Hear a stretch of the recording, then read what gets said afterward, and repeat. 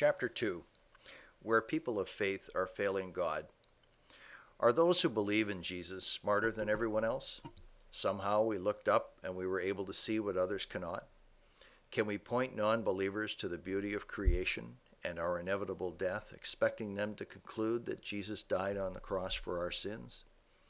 If they don't confess to knowing, are they doomed to hell? Do we honor Jesus when we lure a confession of faith from a person who, in all sincerity of heart, has no spiritual revelation? Does faith consist of committing one's mind, heart, and soul to something they can't understand?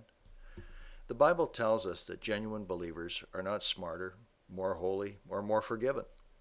In fact, we are not credited for figuring out who Jesus is at all. The Bible is clear that God's revelation of himself to a person has a very specific purpose.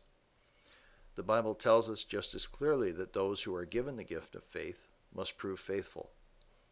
Jesus said those who trust him will obey his teachings and that they will be recognized by their fruit. Jesus taught us that those of us who know the truth are far more accountable, and those who do not are less accountable.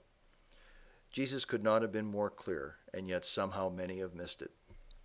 At the end of days, the meaning of life will not be distilled down to those who called him Lord and those who failed to recognize him